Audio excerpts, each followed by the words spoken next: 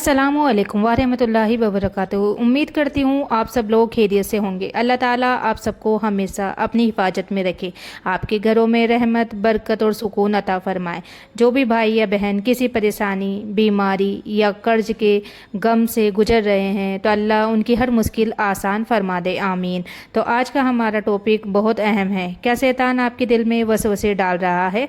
तो लाजमी हम सब कभी ना कभी ऐसे ख्यालों से गुजरते हैं जो हमें बेचैन कर देते हैं। कभी नमाज में अजीब अजीब बातें याद आने लगती है, कभी अल्लाह की रहमत से मायूस होने लगते हैं और कभी ऐसा लगता है कि हमसे कोई इबादत ठीक से हो ही नहीं रही।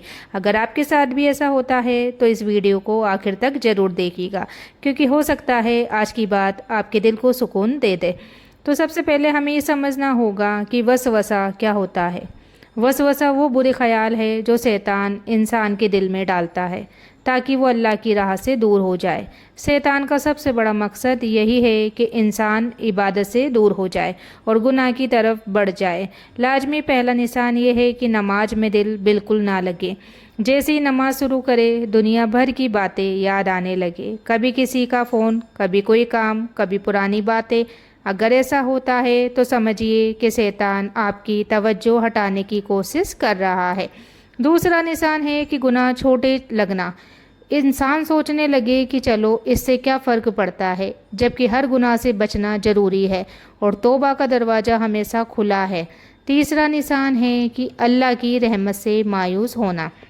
अगर दिल में ये ख्याल आए कि मेरी दुआ कभी कबूल नहीं होगी या मेरे गुनाह इतने ज़्यादा है कि अल्लाह मुझे माफ़ नहीं करेगा, तो याद रखिए ये मायूसी इस्लाम की शिक्षा नहीं है। अल्लाह की रहमत बहुत वसीय है। तो लाजमी एक बात मैं आप सबसे कहना चाहूँगी, अगर कभी आपके दिल में ऐसे ख्याल आएँ तो घबराइए मत।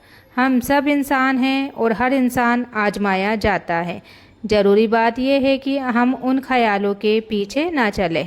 तो चौथा निशान है कि कुरान पढ़ने या जिक्र करने का मन ना करना। पहले दिल चाहता था लेकिन अब टालने का मन करता है।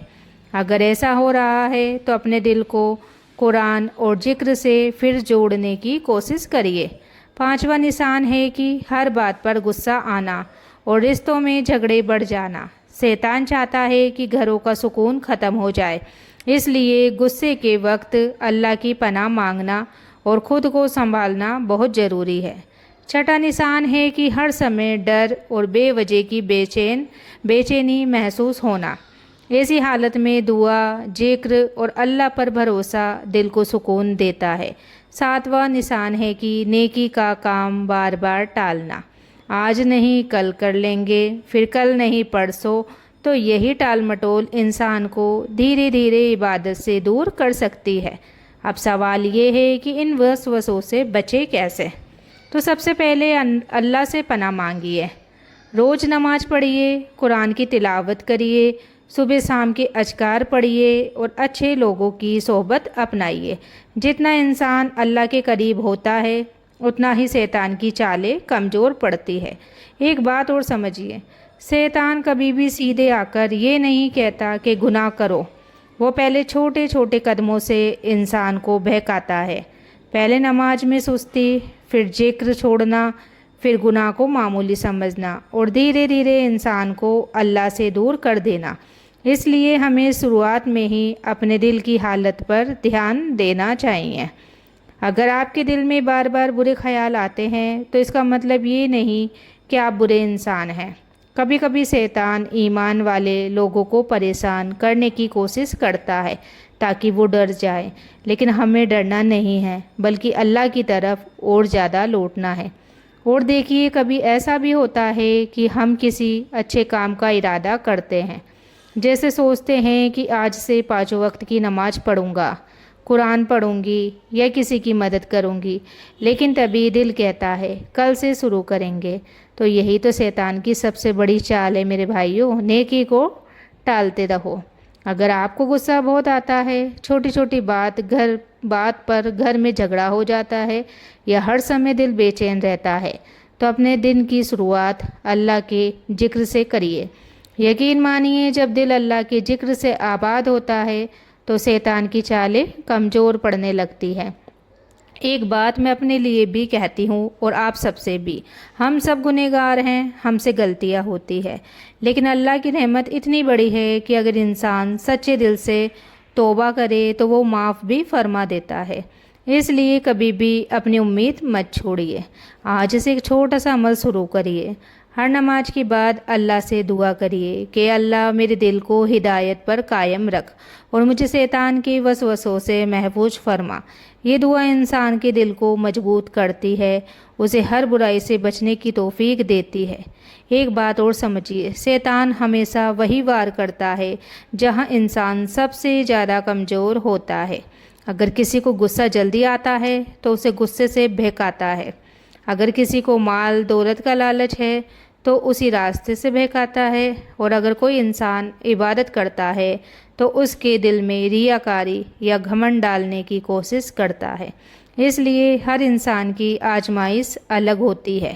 کبھی آپ نے محسوس کیا ہوگا کہ جب آپ قرآن پڑھنے بیٹھتے ہیں تبھی اچانک نیند آنے لگتی ہے، لیکن وہی انسان گھنٹوں موبائل چلا سکتا ہے اور تھکتا بالکل بھی نہیں ہے۔